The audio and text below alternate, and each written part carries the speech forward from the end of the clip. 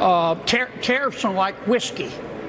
A little whiskey under the right circumstances can be refreshing. Too much whiskey under the wrong circumstances, and you end up drunk as a goat. Why aren't more people encouraging, like me? For 40 years, we've had an economy that rewards people who ship American jobs overseas and raises taxes on American workers, and we're flipping that on its head. We're going to cut taxes for American workers and for American companies that build here. We're going to make it harder to ship American jobs overseas. It's a total shift in the way that we've done economic policy in the United States of America, but it was necessary. So, yeah, we're going to cut your taxes. You're going to have more money in your pocket, and that's, of course, going to help you deal with the cost of inflation, but that's not about offsetting the tariffs. They work together. We want to penalize people for shipping our jobs overseas. We want to reward hardworking Americans. It's all part of the same policy. Just yesterday, we learned of another purge, this time at the National Security Council. If firing of inspector generals and ethics lawyers and career prosecutors wasn't enough, senior officials at the NSC just got shown the door. Dad's home. Billy's dad is a fudge packer at the local candy factory. Father needs to relax after a long and draining day. Mother tries her best to help him loosen up.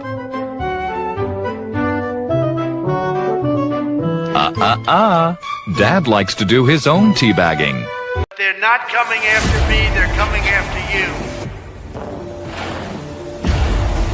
2 words. After you, that's what they say. Drain the swamp, root out the deep state.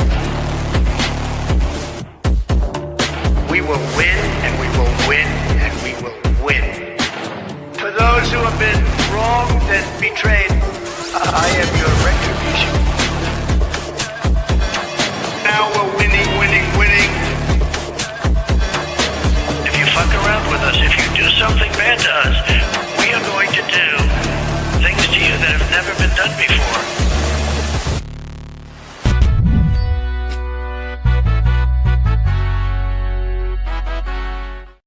What is up, guys? Tyson Dela Cruz here. Thank you so much for rocking with me. It's Friday. It's Friday night. Everything's all right. Shout out to everybody catching us on the live. If you're catching us on the live, come on in. Come on in. If you're catching us on the replay, you already know the drill. Type in replay in the comment section down below. And those of you that are catching this on the replay, I'll drop timestamps as soon as the video is uploaded on YouTube, so you can jump forward and backwards to the stories and topics that you feel fit. Ideally, I want you to watch the whole thing, but I know we got stuff to do. Happy Friday. You guys remember, it's Friday night. Everything's all right. I don't remember the rest of the words, but I do not remember the rest of the words. Friday night. Everything's all right. Da-da-da-da-da. That's not even the tune. Anyways, if anybody knows the lyrics to TGIF, drop it down in the chat down below. I want to give a huge shout out to the moderators in the chat. Shout out to the mods in the chat. And then shout out to everybody catching this on the live on this Friday evening, the day of retaliation, tariffs. Holy tamale, Batman. Somebody sound the alarm. The left is panicking. Stock markets are panicking. Let me get a roll call up in here. What is going on, my mind? Hope you're doing well. What's going on, Thomas, Terry, Jason in the house, Joe? What is going on? An innocent man with the thumbs up, the hammer, and the spark. Let's go. Joe in the house. What is up? LJ, back when TV shows were good. What is going on, Steph? Hope you're doing amazing today. What is up, Mary? Anybody know the words to that? It's Happy Friday. Anybody know the words to the TGIF theme song? And while we're at it, while we're at TGIF, what was your favorite TGIF show? Let me know in the chat. I was a fan of Step by Step, and then Family Matters with Urkel. I liked Urkel.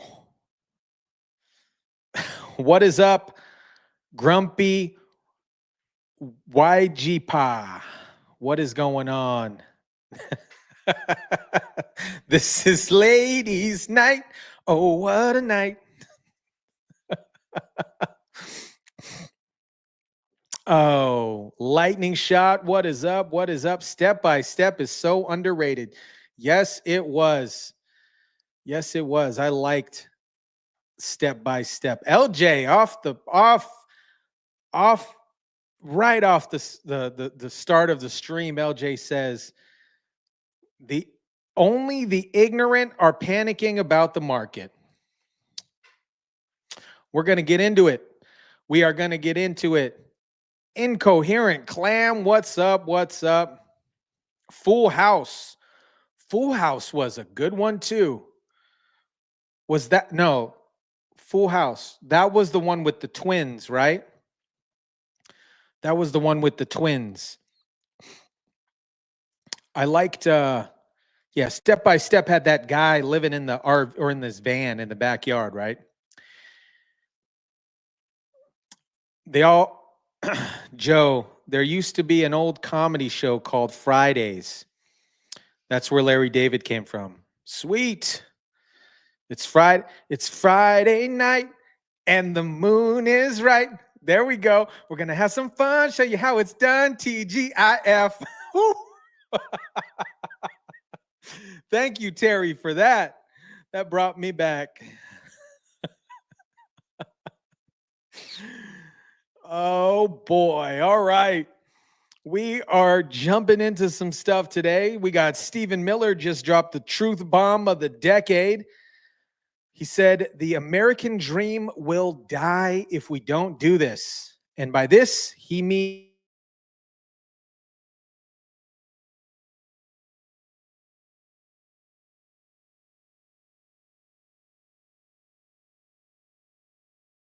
countries to pay us.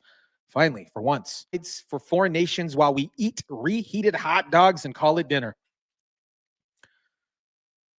Enter Donald Trump. A few months ago, he announced the largest tax cuts in American history, funded by, wait for it, tariff revenue.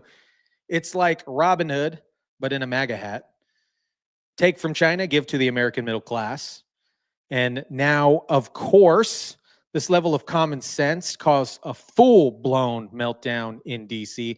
Chuck Schumer said it was one of the dumbest decisions in history. This is rich coming from a guy who once called government shutdowns an act of heroism. Meanwhile, China fired back with 34% tariffs. Brent oil hit its lowest price since 2021. I saw that. I about jumped for joy. Wall Street is freaking out like they got dumped by T Swift. But while the markets had the sniffles, 228,000 jobs were added in March. And Trump's camp announced the big, beautiful bill, a plan to cut taxes and bring manufacturing roaring back. Stephen Miller summed it up best. Why should America protect the world, send foreign aid to the world, defend the world, provide for the world, and in exchange, get ripped off by every other country in the world? We shouldn't, and we won't. Even Fed Chair Jerome Powell had to admit the quiet part out loud. These tariffs are going to hit harder than we thought. Translation, they work. In the middle of the global economic recalibration, guess who stepped down? Klaus Schwab, the notorious Bond villain of the World Economic Forum, aka a guy who wants you to own nothing, eat bugs, and smile about it along the way. He finally packed up his things and got on out of here. Even the globalists can't survive Trump tariffs punch to the jaw. Tariffs are landing. The American dream is returning. And Klaus Schwab just lost his seat.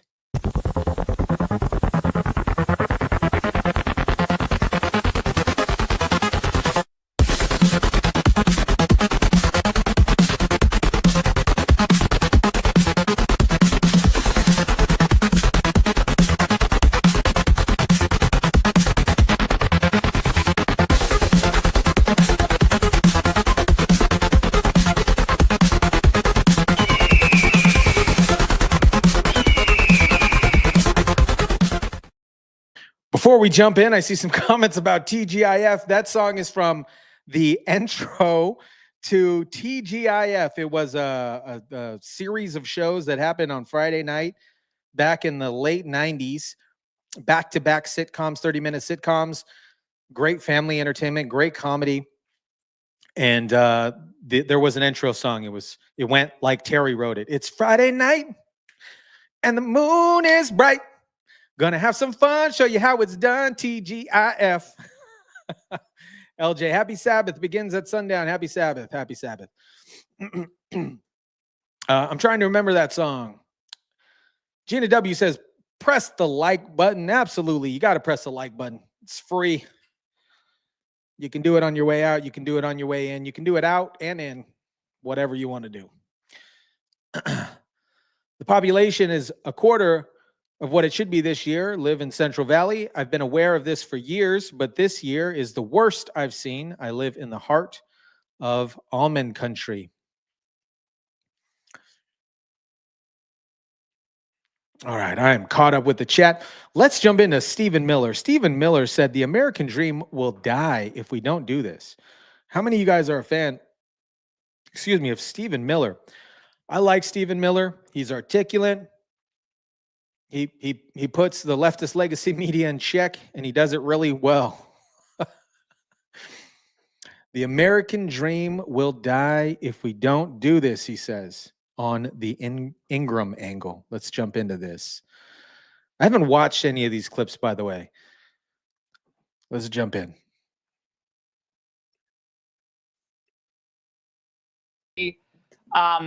Deputy Chief of Staff, Chief of Policy. Stephen, the president today said that he was open to negotiations on tariffs if other countries offered something phenomenal. Explain that a little more. Well, let me address what you talked about in your monologue, which is so important. What is globalization? What is this economic policy that our elites in the United States, so-called elites, have had for the last half century, Democrat and Republican? Globalization is the redistribution of American wealth to foreign countries. It is a formal policy of trying to develop foreign nations at the expense of the U.S. working and middle class. Trillions of dollars that would be in the pockets of American workers is now in China, Cambodia, Vietnam, Thailand, Canada, Mexico, all across Africa, all across Asia. It is the great theft of American prosperity. Prosperity that was won through our victory in multiple wars. We left World War II as the dominant economic unipolar superpower. And instead, over the ensuing decades, all of that wealth, all of that manufacturing, all of that industry was ripped apart by our elites, shipped to foreign countries, and then they sent us the bill. They said, you have to protect Korea, you have to protect Europe, you have to protect Canada, you have to protect Japan. We won't take your cars, we won't take your agriculture, we'll take away your steel industry, your aluminum industry, your copper industry, your electronics industry. All of the national industries that you need to be secure and successful as a country. So what President Trump is saying is, these are the injustices you have to remedy. This isn't just about moving around some lines on a ledger. This is about remedying the systemic injustice that says the streets of America are filled with European cars and Japanese cars, but the streets of Europe and Japan have no American cars. This is about saying that the American steel industry, which once built and sustained the modern world and is now a former husk of itself. Coming back now. How many of you guys, before we continue on with this video, how many of you guys have friends? Friends, let me know in the chat. Let me know in the comment section. Friends that are like, oh my gosh, the world is being destroyed. I told you so. You shouldn't have voted for him. How many of you guys have friends like that? How many of you have to talk some of these folks off the ledge? Now, I get that we are going to have a little bit of turbulence. We're going to have a little bit of bump. We're going to have a little, not like a Hunter Biden bump, but you know, some turbulence along the way, because this is going to shake up everything.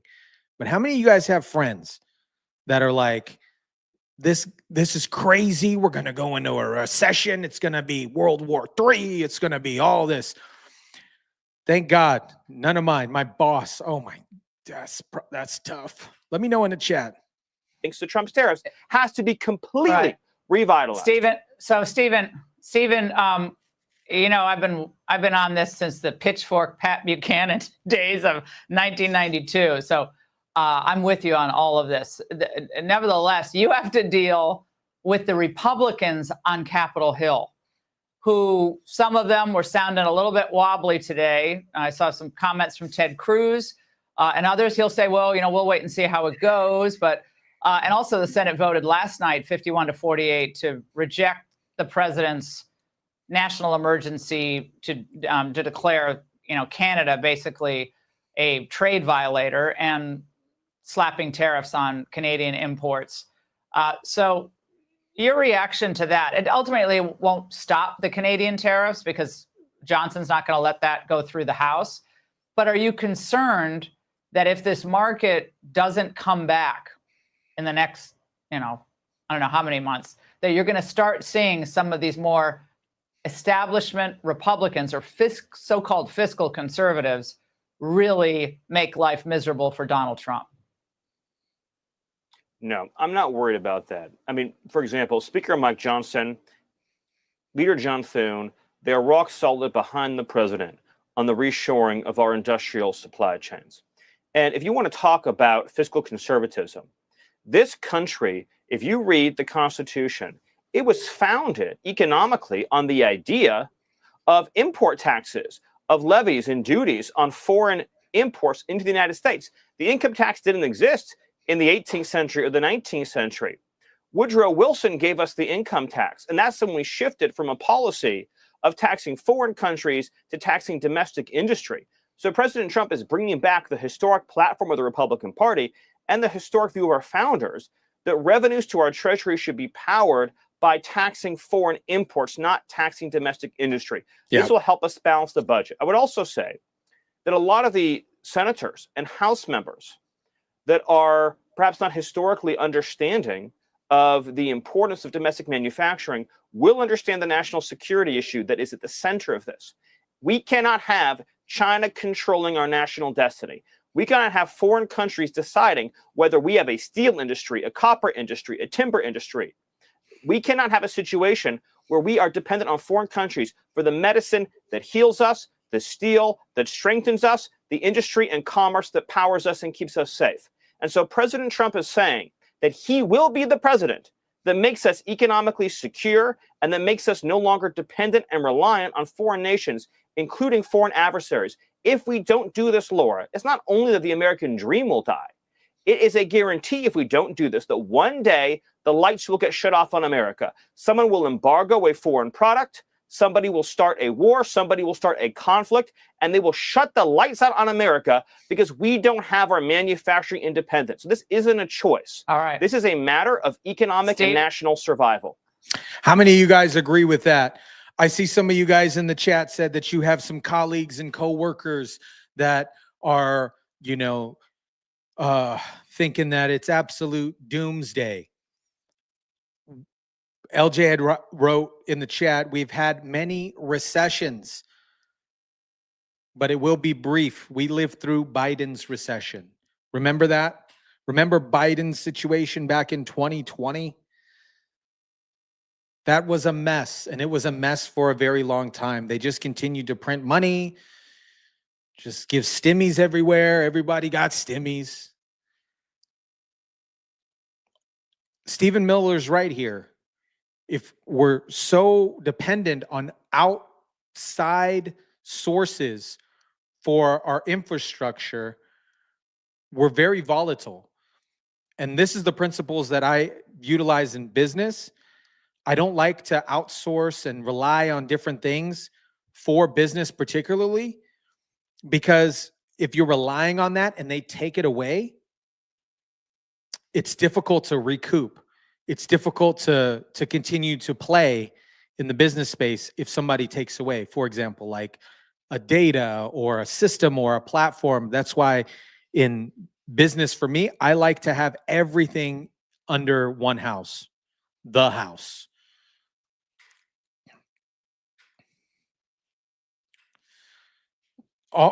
Cat Hay says, all my coworkers at my federal job.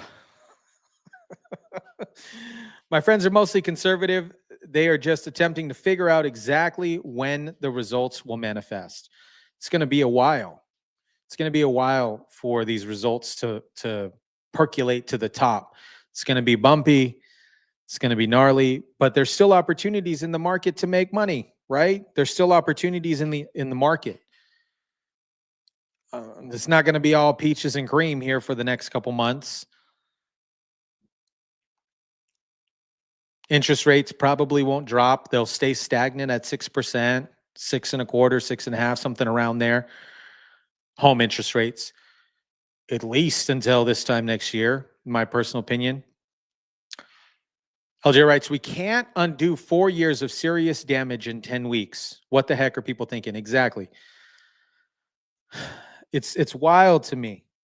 Kamala Harris just came out and I don't know what she was doing. She was doing something like at a town hall or, just trying to put her feelers out there. And she was like saying, oh, I told you so. I didn't want to say I said it, but I told you so. Remember, Joe Biden kept the tariffs in place from Donald Trump when he took over, and they worked. This has to happen to make long-term change and corrections. This was the standard before. Quick fixes aren't sustainable anymore. Exactly.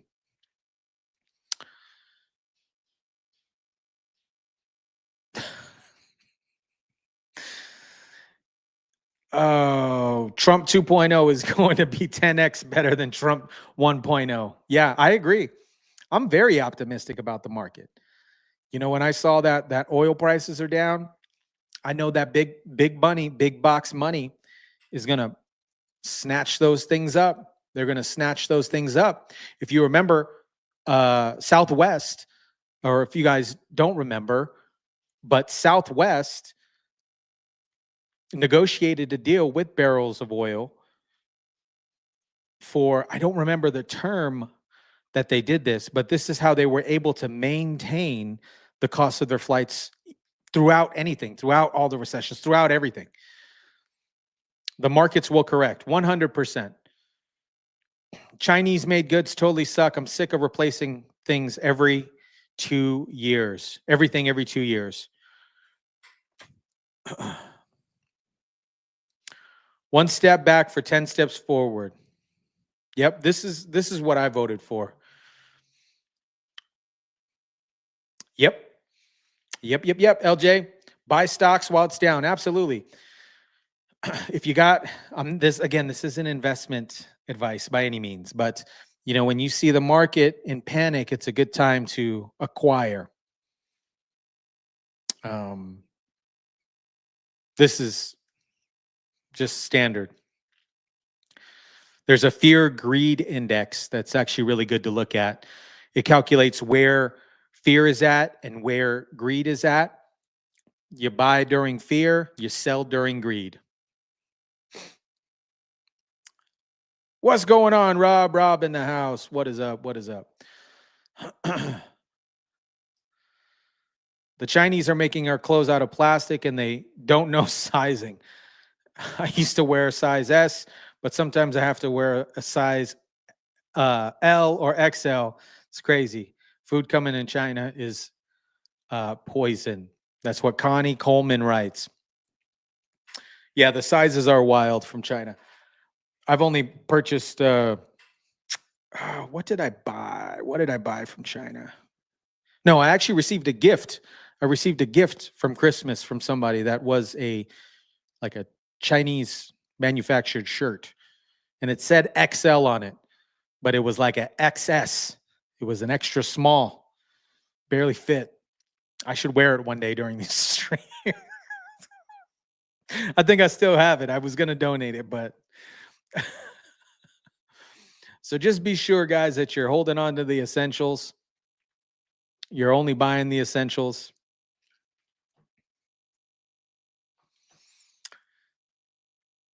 Scott Jennings says Trump's betting on his presidency on tariffs.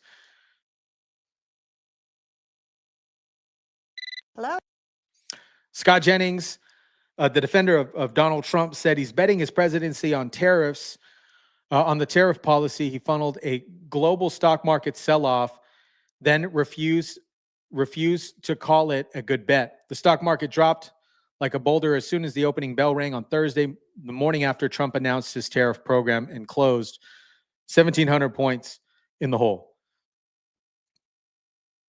Of all of that, President Trump said this. How's it going? I think it's going very well. It was an operation. Like when a patient gets operated on, the markets are going to boom, the stock is going to boom, the country is going to boom, and the rest of the world wants to see, is there any way they can make a deal?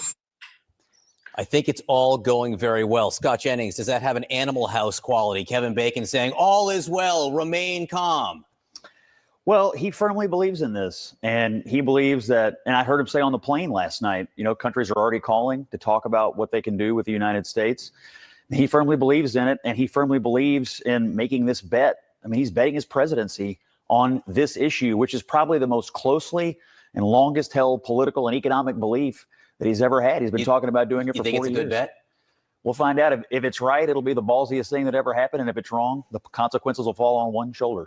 To that end, Megan, and Axios made this same point that Scott is making here. For better or worse, as we're looking at the stock market drops from yesterday, the futures being pointed down today, Donald Trump did this. I don't think he would deny that. I think he would own it. But Donald Trump did this by choice. Yeah, absolutely. It's kind of shocking. The economy and the stock was at a record high when he took office. So it's just confusing why he would do this. I think that the unfortunate thing here is that he's never going to pay the political price for it. It's people going into the midterms in 26 and then in the presidential in 28. You're going to start to see that these senators aren't going to have the leeway, and these other members of Congress are not going to have the leverage to get some of his agenda passed. And that's really unfortunate, because those tax cuts really could help the middle class and help people. And unfortunately, he's doing the exact opposite here with these tariffs, and it's going to impact the middle class more than anyone. Scott? Hello? This is Evil Bill with Big Bank. She says that it's, what is going on with my mouse? My mouse is crazy. She says that it's going to affect the middle class. It's going to affect everybody in the interim.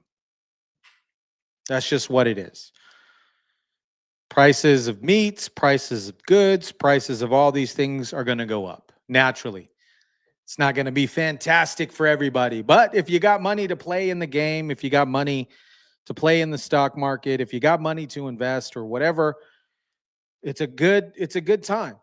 It's a good time. You purchase during fear. And it's great that we're getting rid of these Chinese products, going back to America manufacturing, bringing back American jobs. It's going to ultimately long-term stimulate the economy. Terry Clatterwood writes, our economy is no longer tied to the stock market after the Great Depression. They use it as a fear tactic. And like I said on a video before, if you got the 401k, if you got all this stuff, if you got some monies invested in the S&P 500, you're not pulling it out right now. Just ride it out. Ride it out. It always corrects. It always corrects.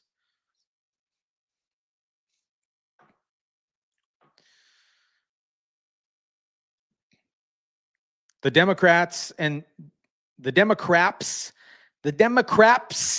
and their boss Obama are psychopaths. So is Hollywood. Yep. Short-term printing money isn't helping. Long-term is more important, and we will no longer have a country. Yeah. Remember during COVID? I said it. Remember during the pandemic? They were just printing money, giving stimmies to everybody. What's going on, Ozzy Greg? Ozzy Greg in the house. Check out Ozzy Greg's profile picture.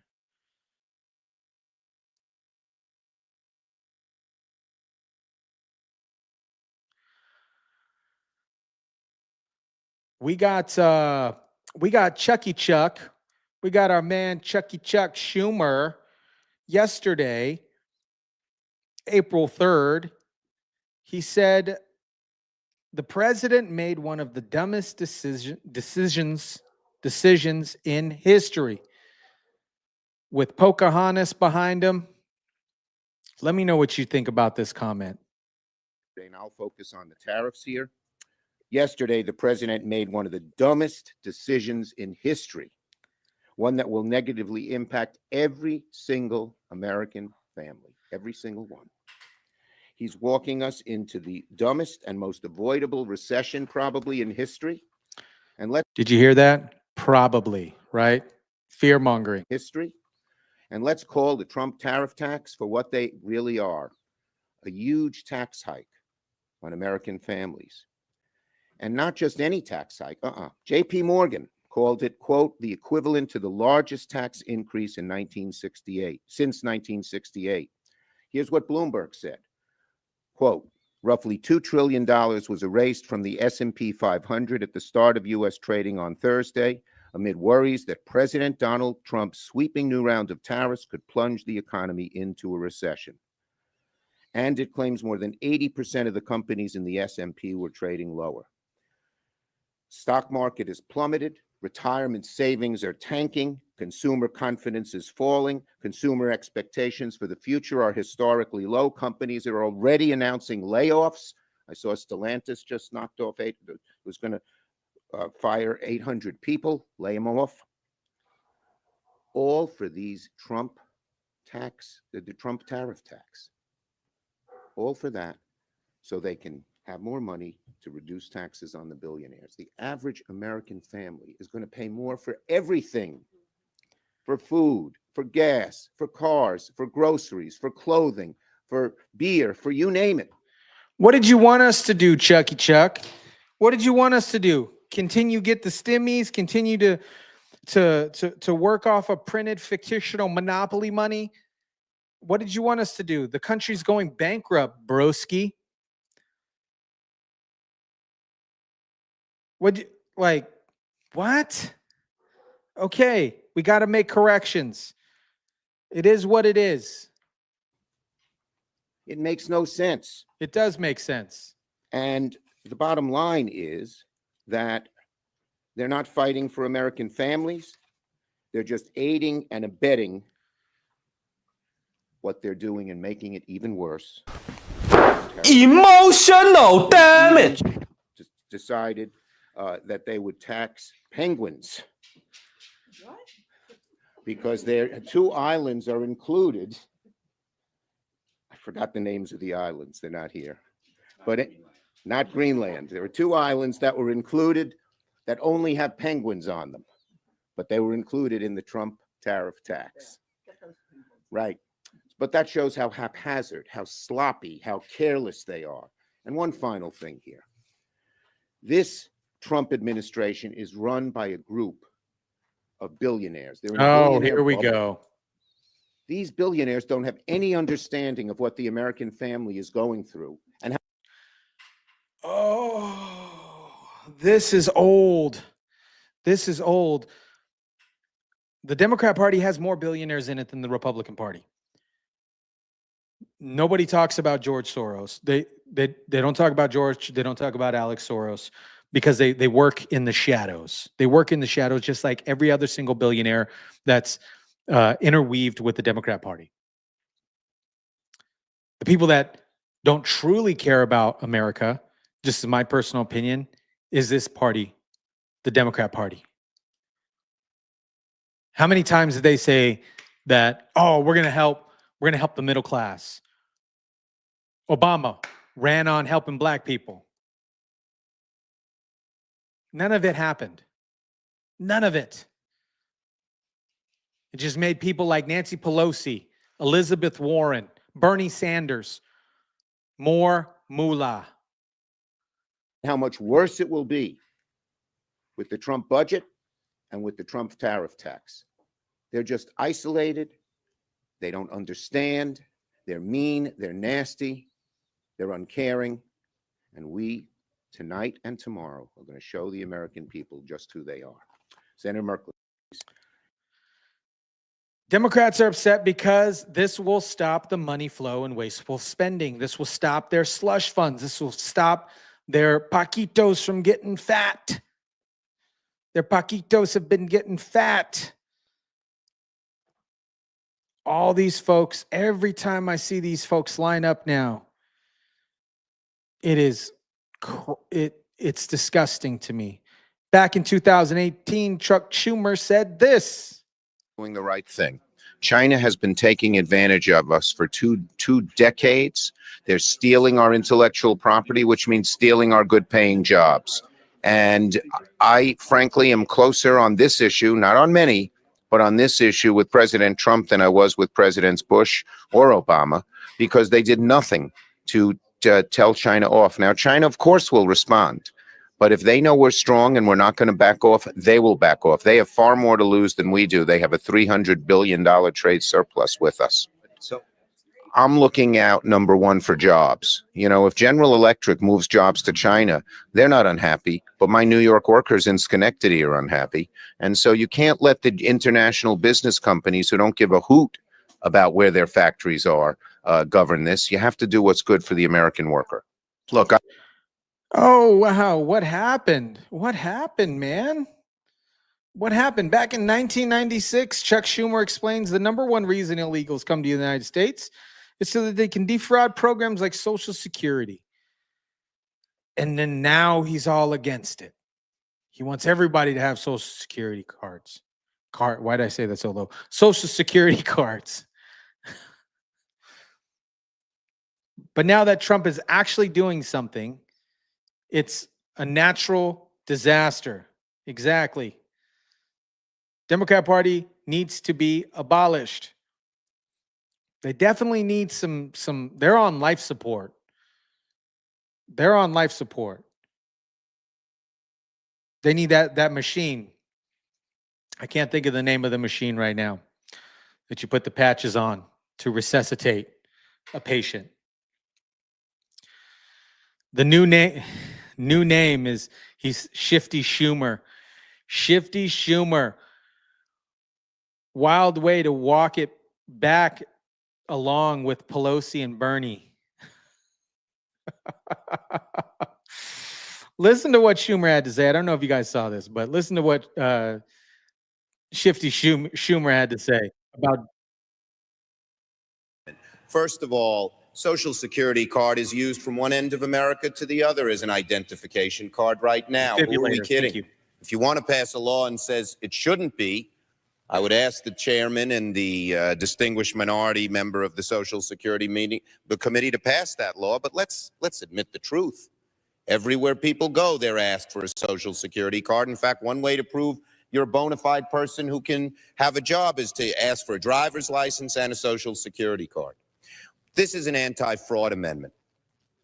Over where we go, people say, well, why can't you stop illegal immigrants or others from coming here? And the number one answer we give our constituents is when they come here, they can get jobs, get benefits against the law because of fraud. Rob said it in the chat right there. Rob said it in the chat. They just don't want Trump to get any credit for fixing the country. This is how much they despise this individual. There are a bunch of symptoms of TDS, a lot of symptoms of TDS. And unfortunately, there hasn't been a found prescription or medication to prevent or subside TDS. It's good news. These guys do not want Trump to get credit for fixing the country. This is how much they don't like this guy. Their TDS meter is running at about 110.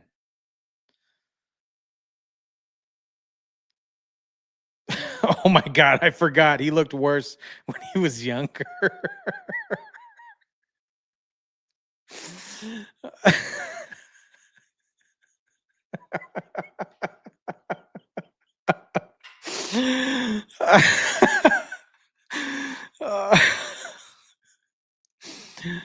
Schumer. Oh man. Be sure to smash the like button. It does help with the YouTube algorithms. Let's jump into this. U.S. economy adds 228,000 jobs in March. Good. This is good news. This is good news. We've identified that the numbers were inflated at the end of the Biden administration. Remember, during the presidential campaign, a lot of stuff came out, said that they were pumping new jobs into the system, but turns out that they were all fugazi. They were all fugazi jobs. March job number already overshadowed by tariff development. Enthusiasm over March, better than expected. Non-farm payroll gained 228,000, which was, this is great. We'll see what the April numbers come out to be.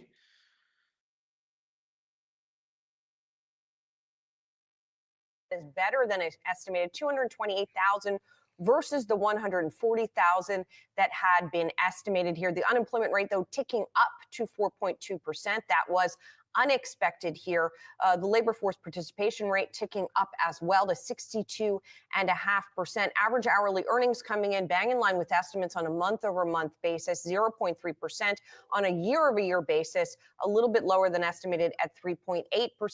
Also want to point out the 228,000 that we got for the month of March compares with a revised number of 117,000 for the month of February. That is a downward revision for the February number here. Manufacturing payrolls at 1,000, private payrolls overall at 209,000. So, Maddie, all told here, it does look like, on balance, a better report than estimated, although that tick up in the unemployment rate is something to keep an eye on. Certainly something to keep an eye on, but what a wild headline number when it comes to that headline. Like you said, Julie, here coming in at 228, the survey only 140,000. So a surprise to the upside of over 60,000 additional jobs added here. Also interesting to see that bigger jobs gain than forecast is coming on the back of a downward revision for February. I do want to take a look at the market action here. Yeah, and Trump didn't have to make up those numbers. You know, he didn't have to pipe anybody down to screenshot those numbers up.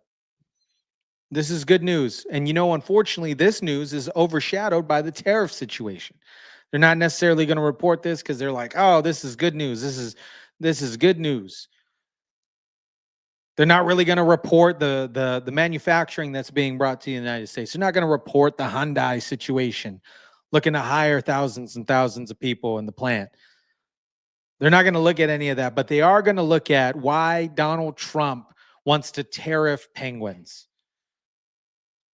Meanwhile, there was an exchange of goods back in 2023 at that particular island with the penguins.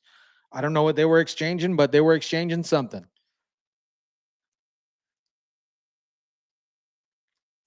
Remember, they fudged the figures to make FJB look good. Joe Biden.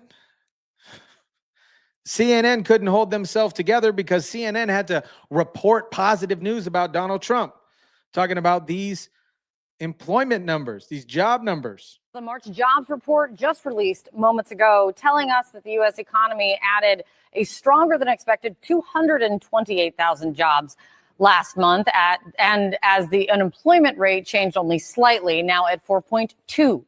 Matt Egan back with us. Okay, what does this mean?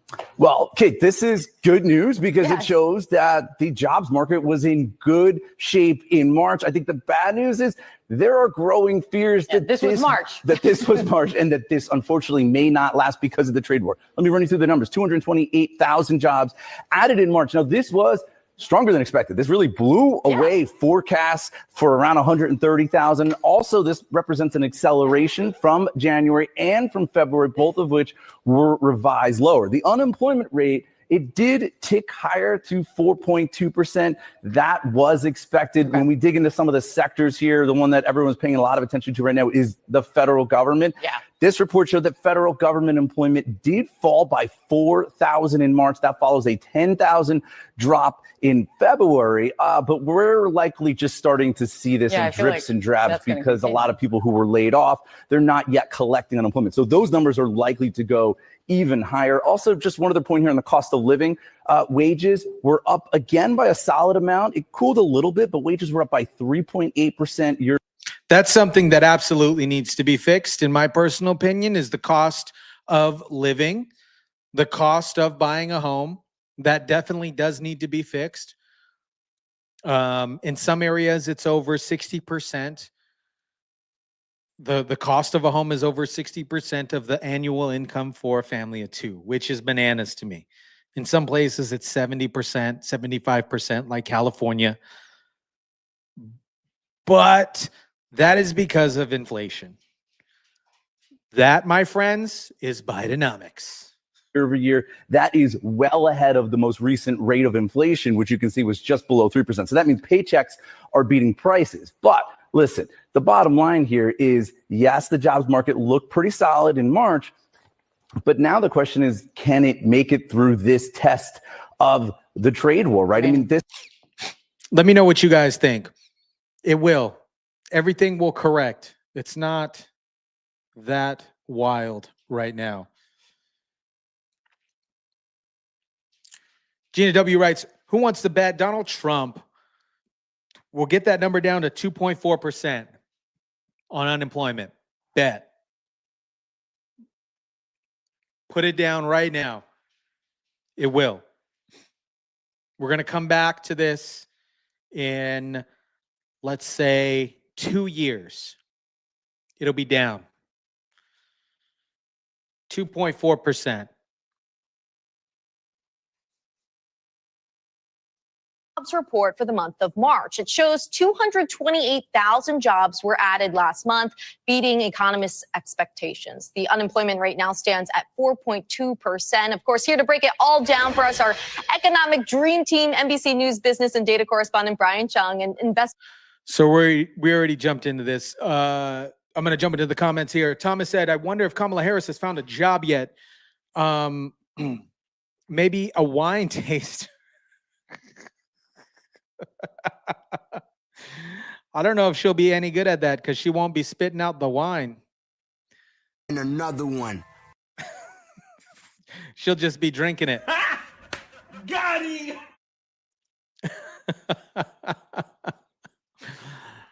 Oh, where's the jazz hands, man? Who knows? Who knows? Actually, they're really upset at Tim Walz in St. Paul because they said that the workers have to go back to the office. They thought that they were going to work from home forever. That's what they were promised. They were promised that they were going to work from home forever. And now they're upset at Timmy Tampon Walz, because he says the folks have to go back to work, go back to the office. Wow. He made a common sense decision.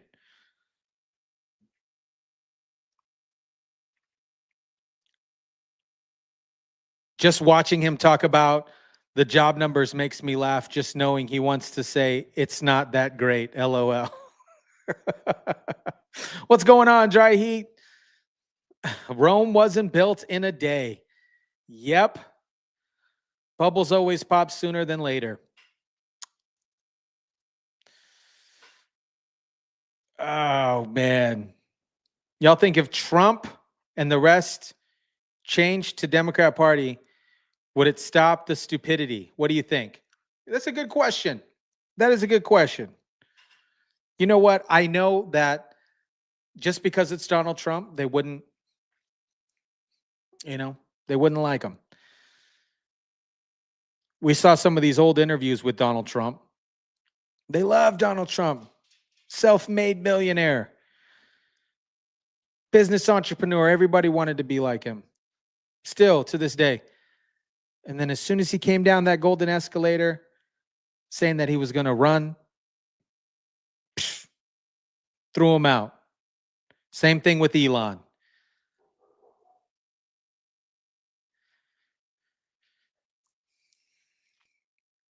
They're throwing Elon out to the side.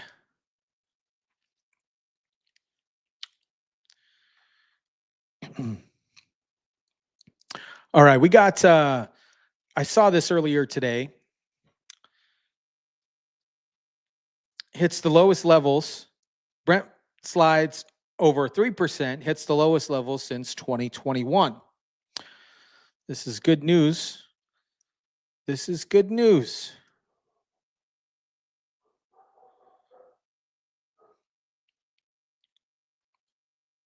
Oh. Where is it at? Where is it at? I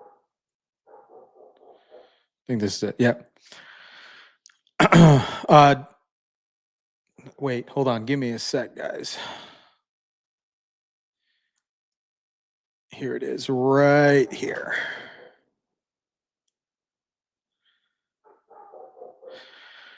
Okay. Brent slides over 3%, hits the lowest level since 2021.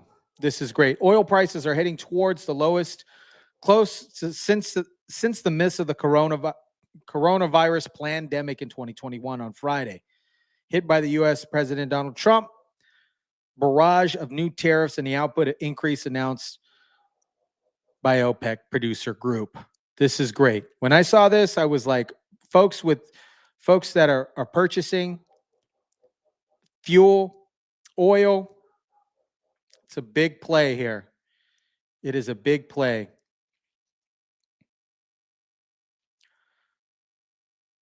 Goldman Sachs analysts responded with sharp cuts in December 2025. Targets at Brent with WTI by $5 each to 66 and 62 respectively. This is good news. I think some of these folks that have the money, not necessarily, I'm talking bigger corporations that have the money to stockpile this stuff, they're going to do it. And then that's just going to stimulate it. Again,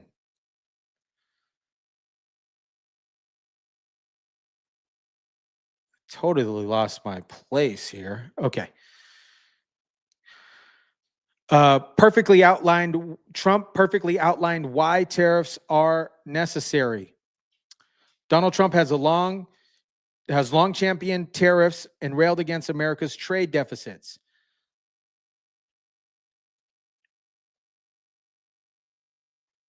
Our country. And now we're going to pass the largest tax cuts in American history, and that's where we're relying on Mike and John Thune. And we will not cut Social Security, Medicare, or Medicaid benefits, and the Democrats will, because if they got in, the entire economy would collapse. This country is heading for a collapse under the people that you saw. They were horrible. I think one of the reasons people like the job, I have my highest approval ratings because I think they're comparing me to the worst administration in the history of our country. So I appreciate that at least.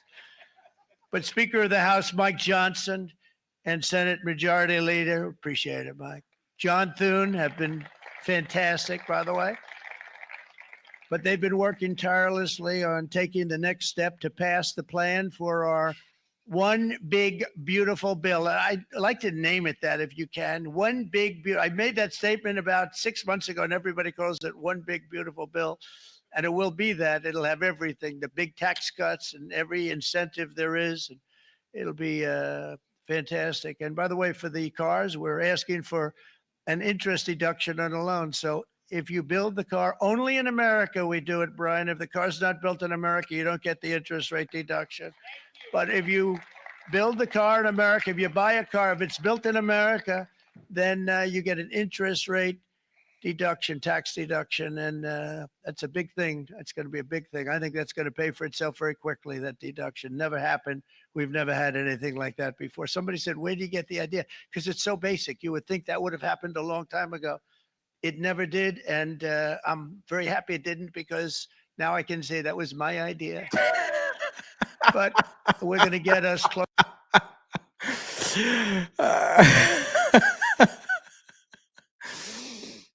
Oh, man.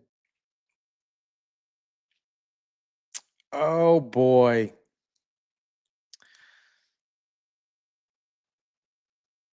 Shout out to Rob for getting his first check at the new gig.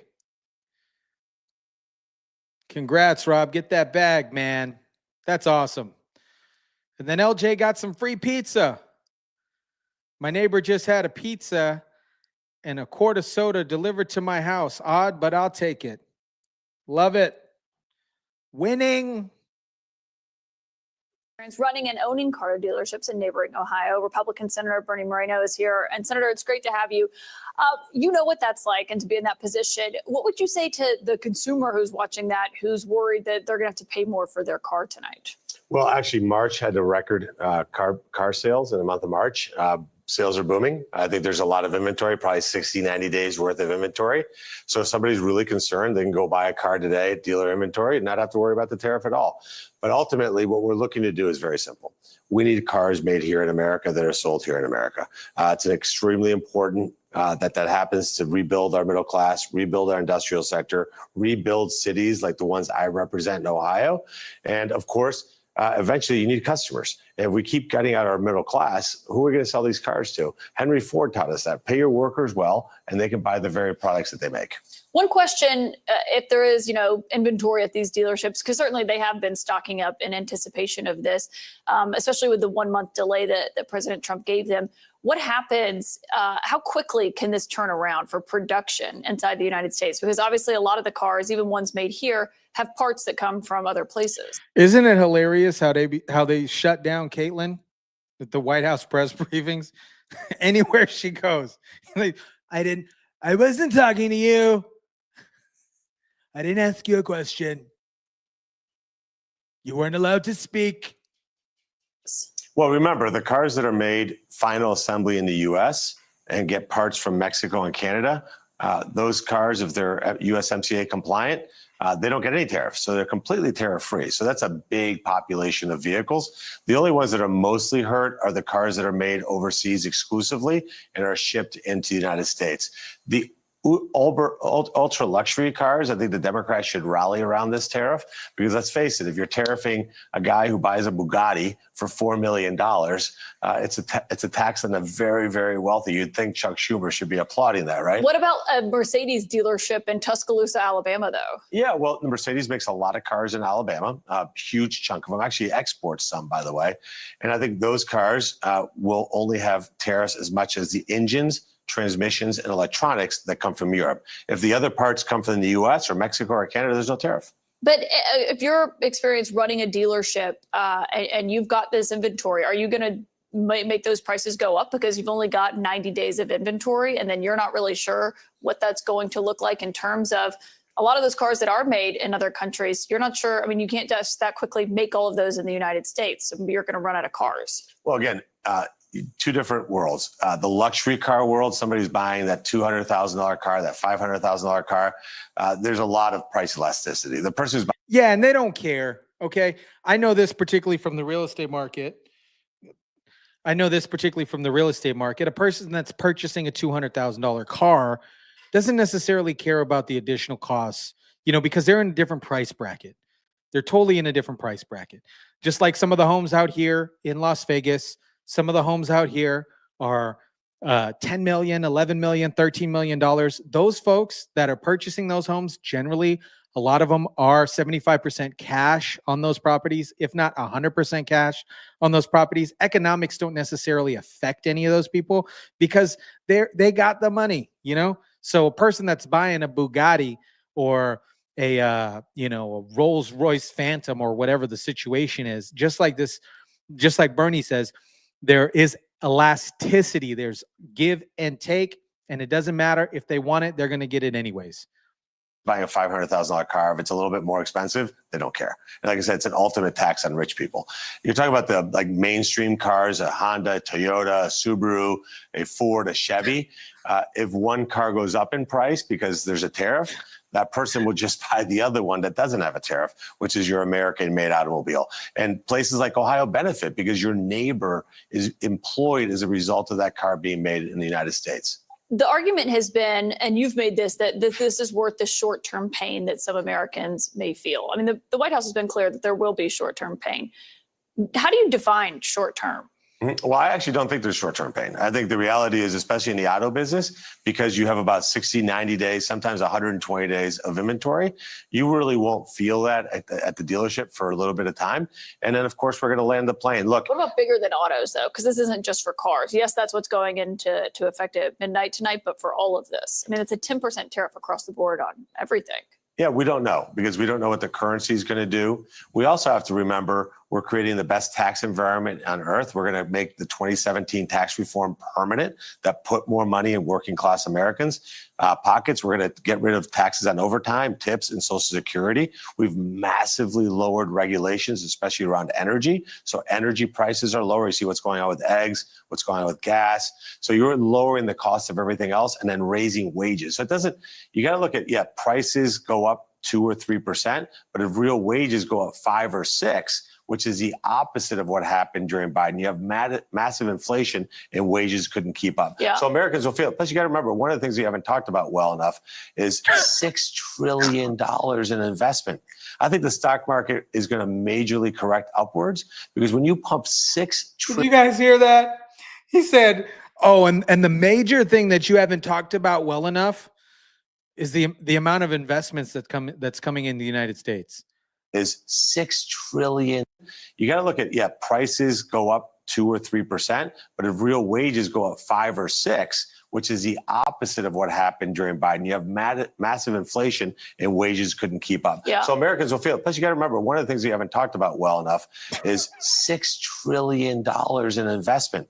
I think the stock market is going to majorly correct upwards because when you pump $6 trillion of investment, that's only what's been announced so far. I think the stock market's going to go very, very high. Because you're investing $6 trillion in the United States. That's never happened before. We'll see what it looks.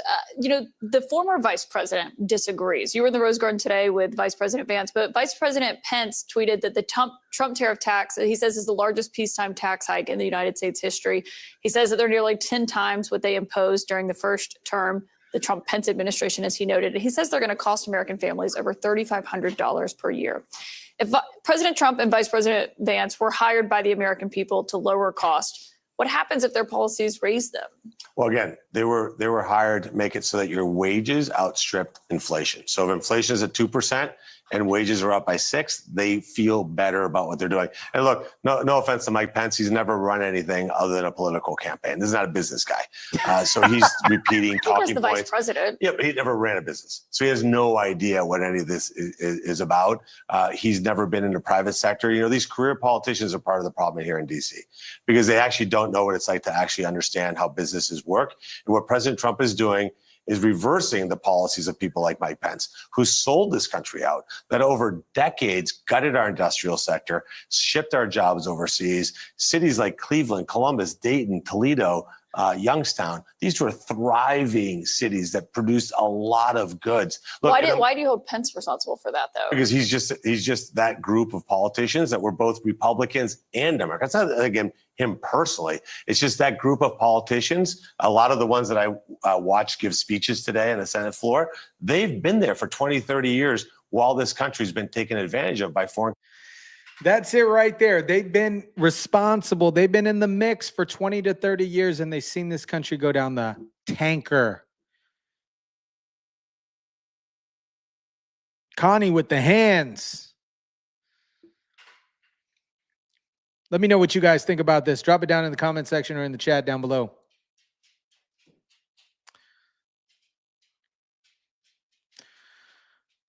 All right. Treasury Secretary Scott Bessent tells Tucker Carlson the top 10% of Americans own 88% of the equities and stocks.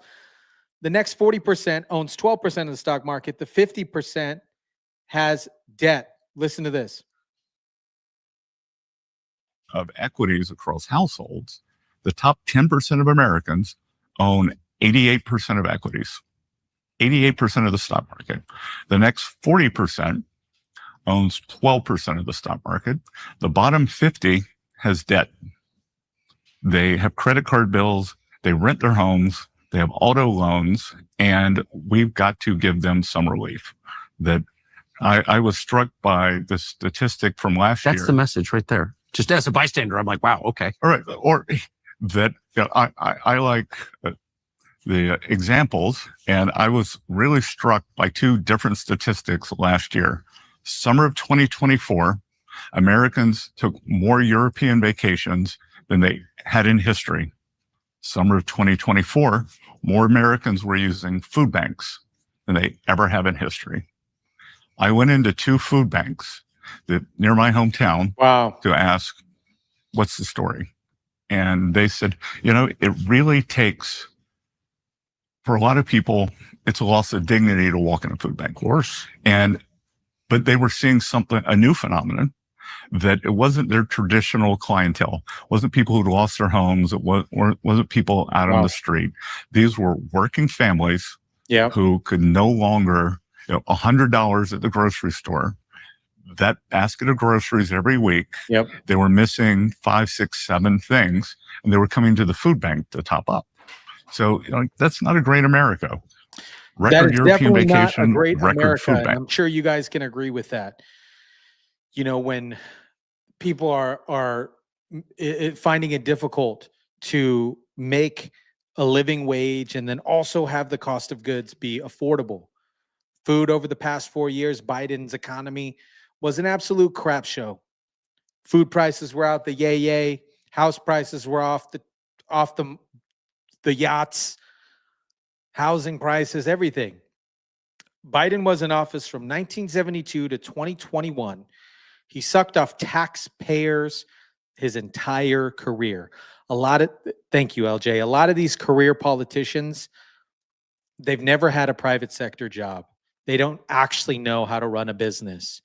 And this is great that what we're seeing now are actual business people that come in to to help reestablish the business of the United States.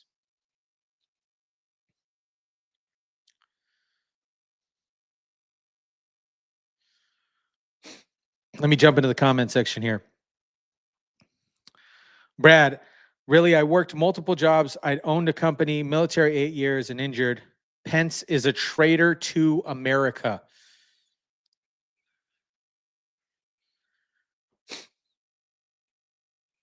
Yep. Homelessness also skyrocketed under Biden. Yeah. All while nearly 4 million illegal immigrants were receiving the maximum in Social Security benefits, medical, food stamps, and housing.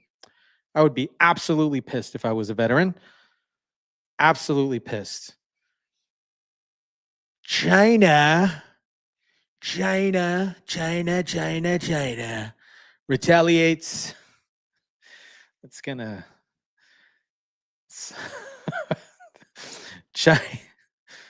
China retaliates against Trump's trade war. Listen to this. Out below, take a look at U.S. stock futures. All markets on edge and dropping. These futures just took a notable turn downward again on the heels of the worst day Wall Street has seen in 5 years. Now, match the U.S. tariffs that Donald Trump imposed. What do you say to Americans now that we are officially in this big trade war? As you point out, the trade war has begun, and it will have a huge and direct impact on American families, right? I mean, this is not one of these things that is a threat. Now it's real. And you're talking about a $3,800 a year hit on families from these across the board tariffs. And that's just not on what they're going to pay for everything from cheese to coffee to cars to clothing. But it's also it's already affecting, as we saw with the markets, affecting. We don't get any cheese from China. Okay. What we get from China is Temu outfits, Shen outfits. I think it's called Shen, Shein, outfits. I don't know. There's another brand that fitness influencers buy from China.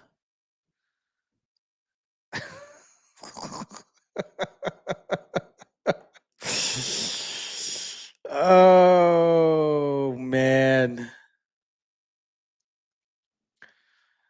Fast fashion laptops, toys are likely to cost more due to U.S. tariffs. Sweeping new U.S. tariffs products made in China is expected to increase prices because they slapped on an additional 35% on tariffs. You know what? United States is the biggest consumer. China slapping on this, Donald Trump said, "You don't got the cards." Where's his tweet here? I don't have his tweet. He said it's too late. It's too late for China. Who wants any of their stuff anyways? How many more things do we need from batteries? It's unclear. Shen, Temu, AliExpress could bypass taxes collected by custom authorities. I know some of you guys purchase stuff from AliExpress. I think Terry buys some computer parts from AliExpress. Temu. I'm good. Chinese exports of low-value packages soared $66 billion in 2023. Fast fashion. Don't buy cheap Chinese clothes anyways. Exactly. U.S. cattle. U.S. cattle is top of the line for cheese. Exactly. Exactly. It reminds me, I gotta order these eggs. I'm gonna order these eggs from the Amish farm. I've been meaning to do that. I just don't know where to store 144 eggs. I don't know where to store it, but they're unwashed, so they can stay out on the counter for a while. Fast fashion, don't buy China. China, paper tiger wannabe. I only buy PC parts from AliExpress. Fortune cookie not free. It now costs $1. Fortune cookie. Oh man. Anyways.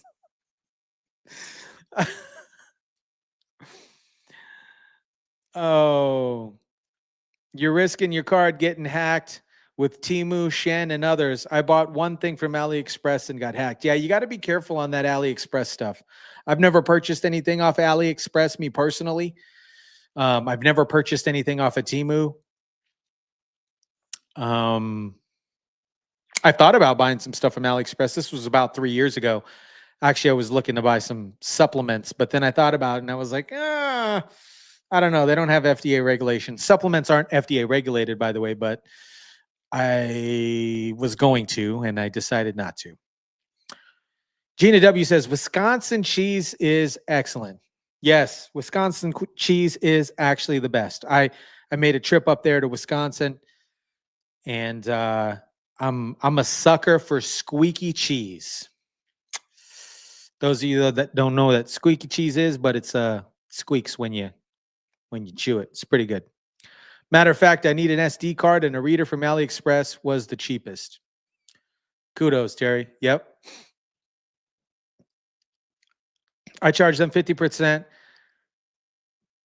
I'll charge them 50%. Help stop child labor. Yep. Absolutely. Absolutely. Amazon is safer. All right. I'm about done with these tariffs here also. Stephen Miller did say some things perfectly, but I want to jump into what Jerome Powell had to say. What Jerome Powell had to say about the impacts of tariffs may be larger. This is the last tariff situation here. Tariffs have been in the news, so I'm catching up here.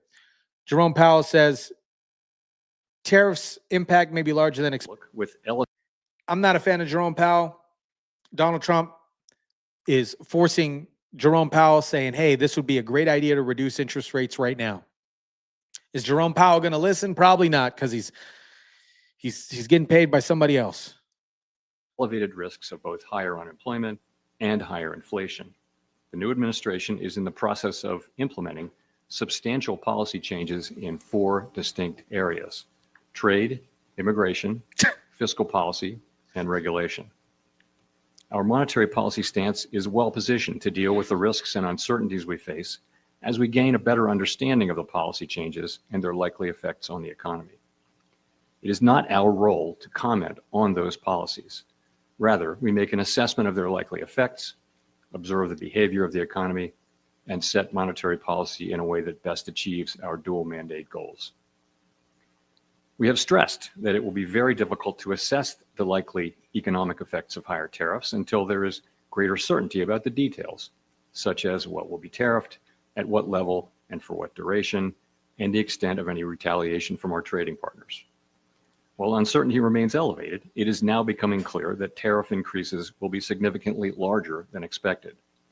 And the same is likely to be true of the economic effects, which will include higher inflation and slower growth. The size and duration of these effects remains uncertain. While tariffs are highly likely to generate at least a temporary rise in inflation, it's also possible that the effects could be more persistent. Avoiding that outcome would depend on keeping longer-term inflation expectations well anchored, on the size of the effects, and on how long it takes for them to pass through fully to prices. Our obligation is to keep longer-term inflation expectations well anchored, and to make certain that a one-time increase in the price level does not become an ongoing inflation problem. Trump is forcing Jerome Powell to say, hey, drop the interest rates right now because that would help stimmy the economy. That would help stimmy the economy.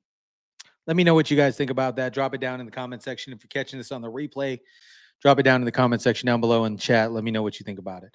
I think if interest rates drop, it'll help stimulate the economy. People would then be more amped to buy houses, so on and so forth. That's just my personal opinion on it.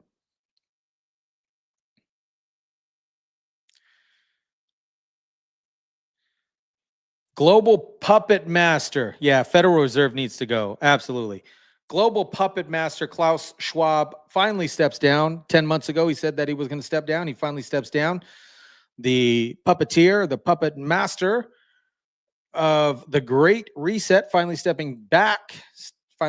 Klaus Schwab, unelected mastermind behind the World Economic Forum and his dystopian dreams of centralized control, is prepping to step down as chair and board of trustees, according to Financial Times.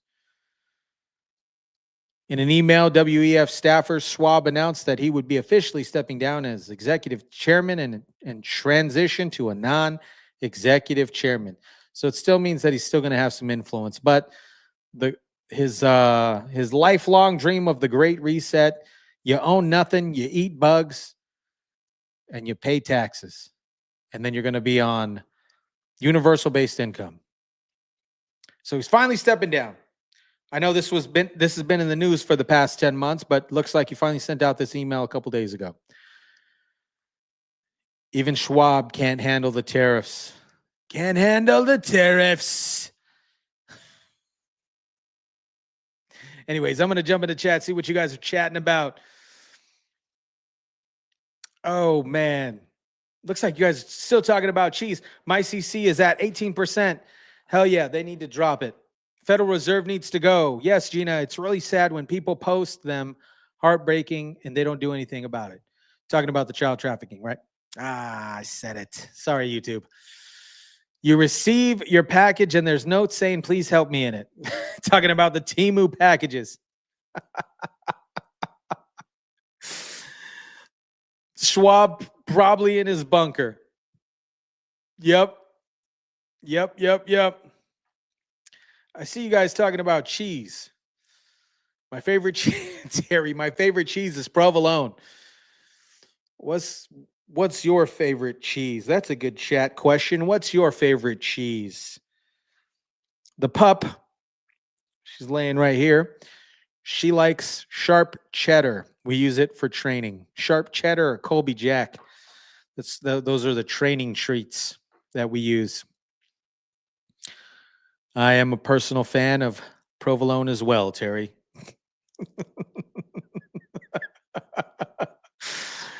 George Soros is funding protests that are burning up Elon Musk cars and businesses. They've caught 3 that were paid. Yep, Connie. They're all paid. All paid. Looking just like the BLM stuff. Just like the BLM. LJ writes, I love them all. I said it was getting cheesy up in here. I can't eat dairy. Oh, man. Oh, blue cheese. What a chat. What chat. We talking about cheese. Blue cheese is good. I like blue cheese. Swiss cheese on sourdough and bread. On bread ain't bad. Yep. Pepper jack. Oh, I like pepper jack too. Soros is 94. Can we take up a collection for his casket? Yeah. I don't know if YouTube would allow a fundraiser for that, but that would be hilarious. A GoFundMe for him. I thought you said lewd cheese. Swiss. Yeah, Swiss cheese.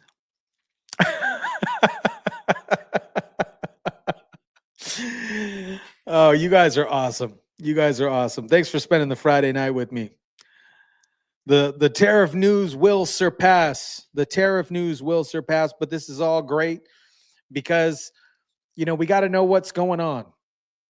And if you have the opportunity and you have the funds, I actually attended my second meeting following Nancy Pelosi's picks. I did that today. I'm seeing some folks making some money off the Nancy Pelosi picks.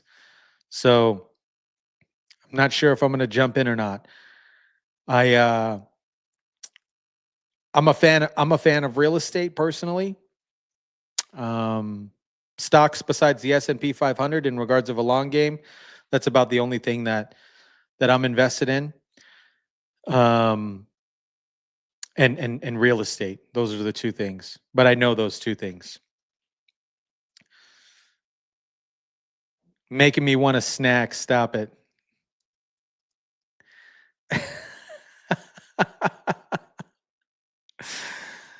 Oh, man. All right. Doesn't get mold on it after a week. Your cheese is a test tube cheese. Yep. Yeah. Yeah, some of those craft singles. I used to love the craft singles when I was a kid, but none of that stuff gets moldy because it's not real. It's not real. Awesome, my mind. Yeah, ping me. Or I can ping you after this. Give me like 20 minutes. I'll ping you on Discord. I'll ping you on the Discord group. Aussie Greg says he's hungry now. All right, guys, I am going to jump on out of here. I want to give a huge shout out to the moderators in the chat. Moderators in the chat. And then shout out to everybody catching this on the live. You guys rock. If you're catching this on the replay, type in replay in the comment section down below. And again, there'll be timestamps down at the bottom in case you want to jump back and forth. But by the time you listen to this, you've already made it through the end of the video, so you don't need the timestamps anyways. So we got you. We got you. I'm going to be back standard time, Monday through Friday, 6 p.m. I'll drop some videos this weekend. Also, I might do a live this weekend, just depending on what pops up over the weekend. But yeah, enjoy your guys' Friday night. Enjoy your guys' Friday night. It's Friday night and the moon is bright. Gonna have some fun, show you how it's done. TGIF. You guys are awesome. Drop your comments down below. Smash the like button, share, subscribe. And until then, guys, I'll catch you on the next one.